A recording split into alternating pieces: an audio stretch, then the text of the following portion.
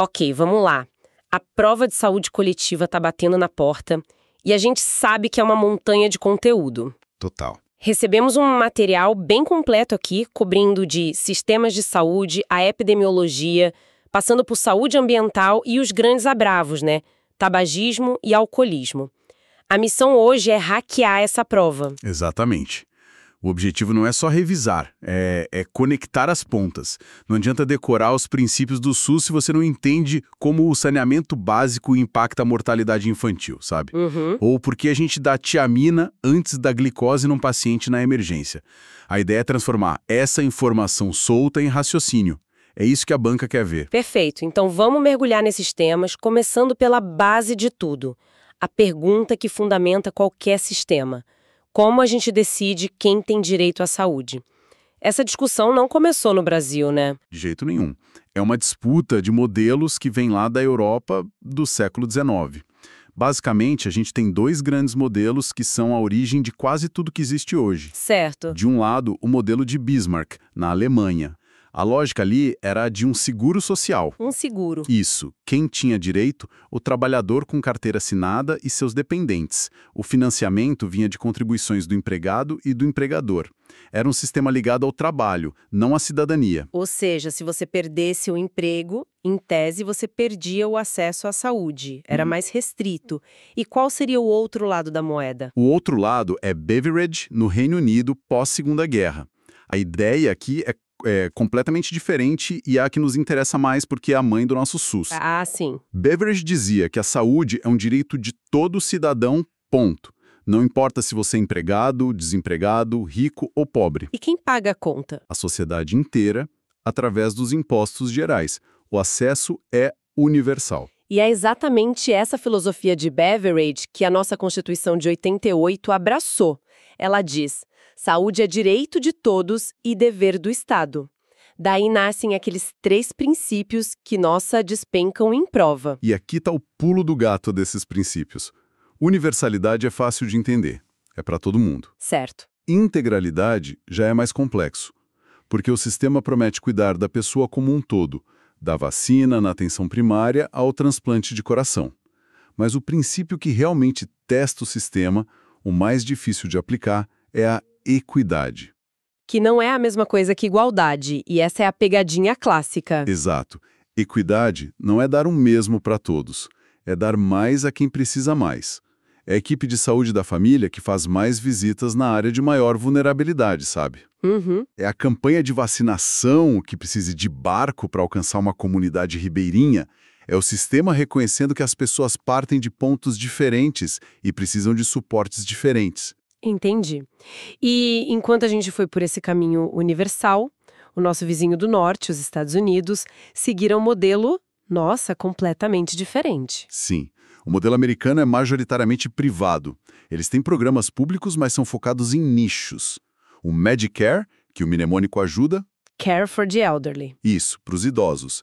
E o Medicaid. Aid for the poor. Para a população de baixa renda. Se você não se encaixa ali e não tem um bom emprego com seguro, você está por conta própria num sistema caríssimo. Certo.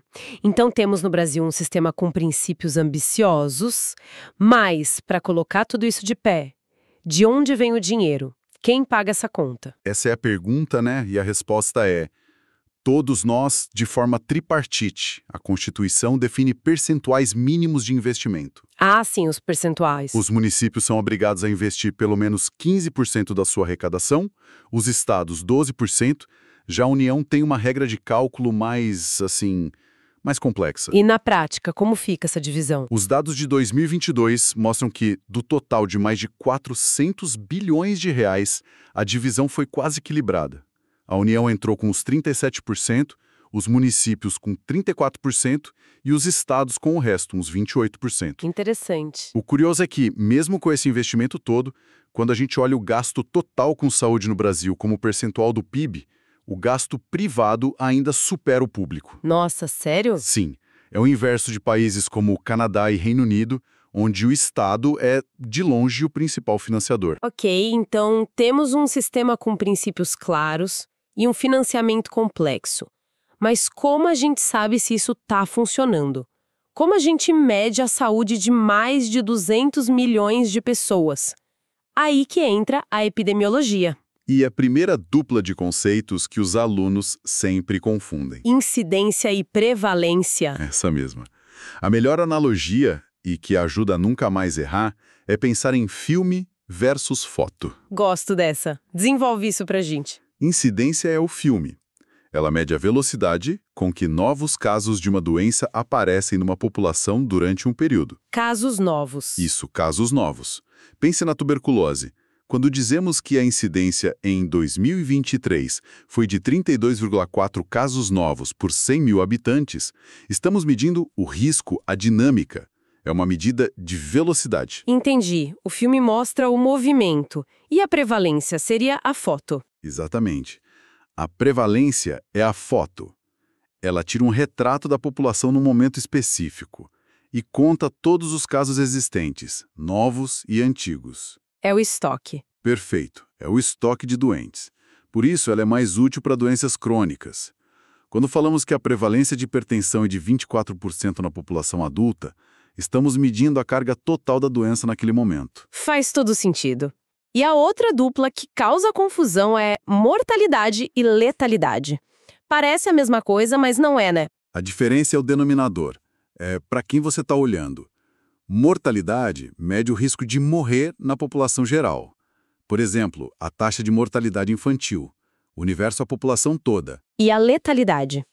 A letalidade mais específica. Ela mede a gravidade da doença. A pergunta é, das pessoas que tiveram uma doença, quantas morreram por causa dela? A letalidade do ebola, por exemplo, é altíssima. Certo. A da gripe comum é baixíssima. Ela mede o poder de matar do agravo. E você mencionou a mortalidade infantil. Ela sempre aparece como um dos indicadores mais importantes. Por que esse destaque todo? Porque a mortalidade infantil é o que a gente chama de termômetro da saúde de um país. Um termômetro. Exato.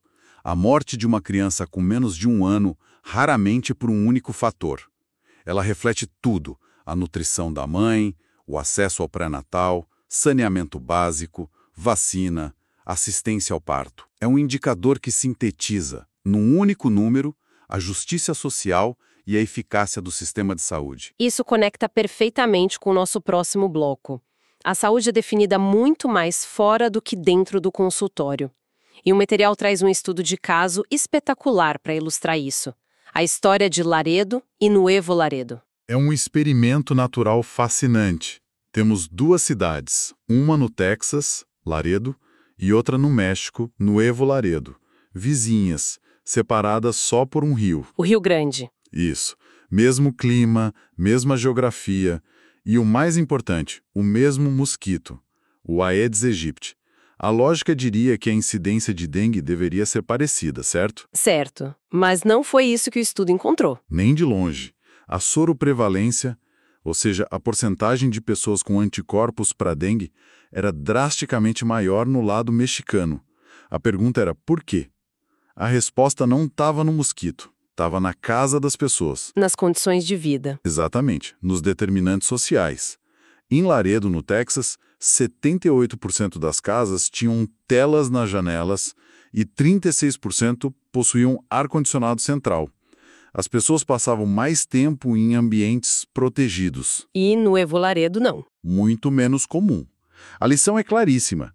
O mosquito não precisa de visto para cruzar a fronteira. Mas a infraestrutura e as condições socioeconômicas criam barreiras muito mais eficazes. E falando em ameaças do ambiente que entram no nosso corpo, o material traz um dado que parece filme de ficção científica. Sobre microplásticos. É assustador. É um dos estudos mais impactantes dos últimos anos, do New England.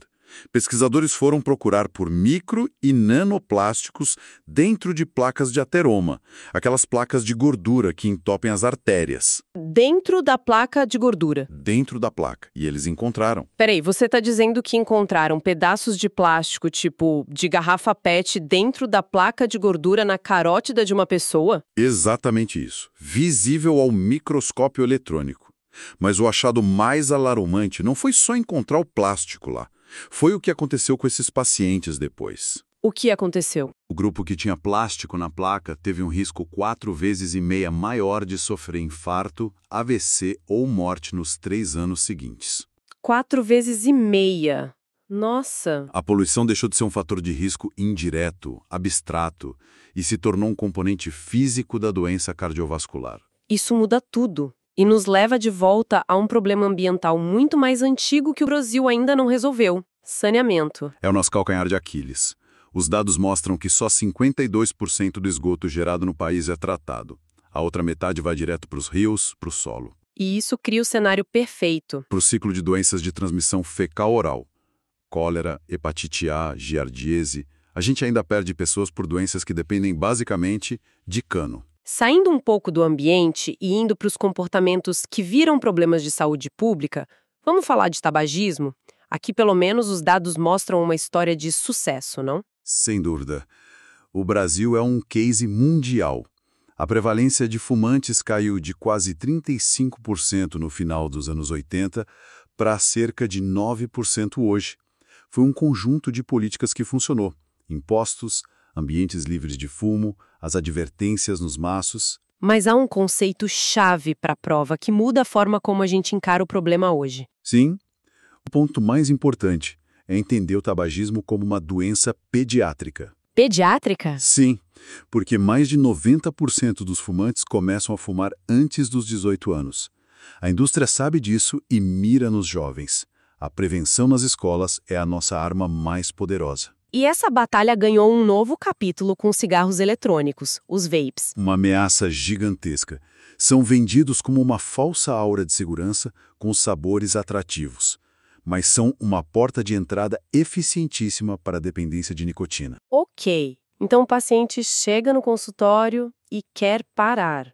Além da abordagem comportamental, dos 5 As, o que temos de arsenal farmacológico? Temos 3 linhas principais. A primeira é a terapia de reposição de nicotina, a TRN.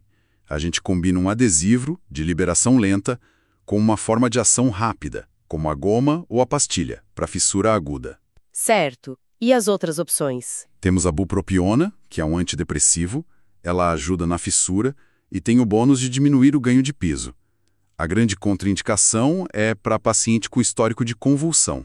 E por último, o que é considerado padrão ouro? A vareniclina. Vareniclina.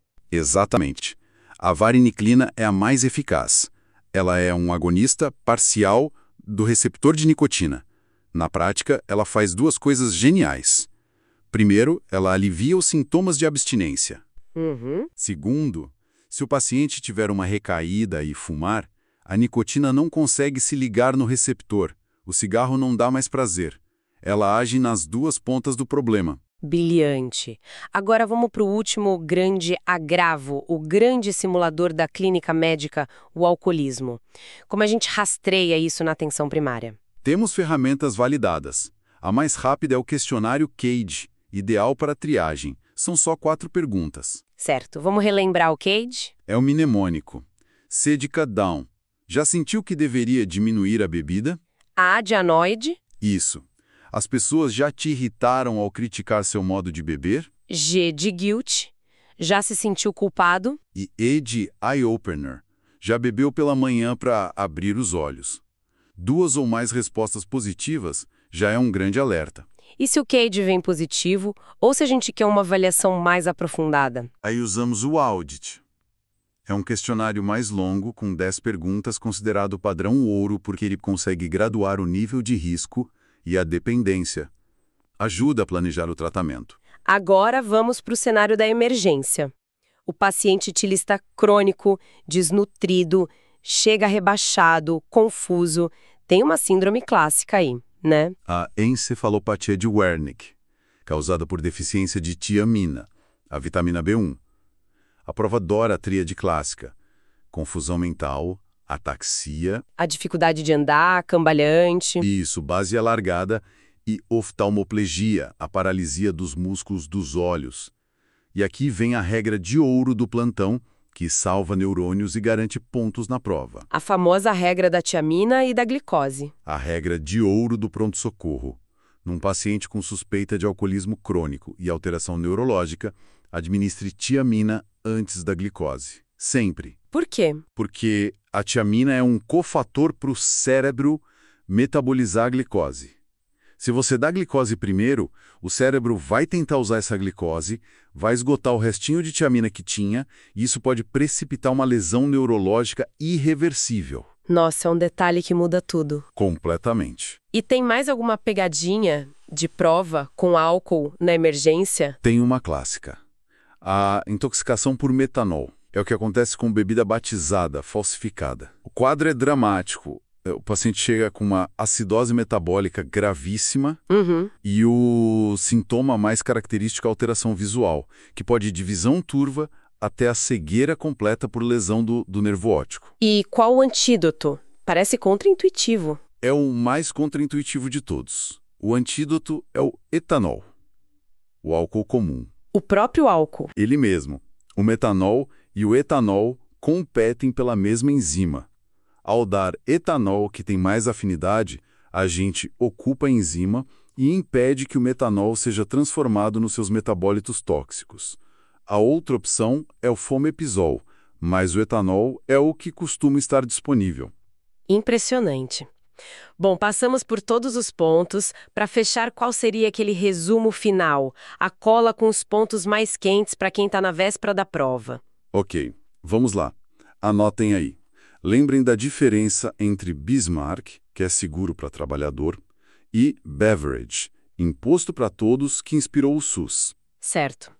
Na epidemia, não confundam incidência, o filme dos casos novos, com prevalência, a foto do estoque. Para o tabagismo, o tratamento padrão ouro é a vareniclina.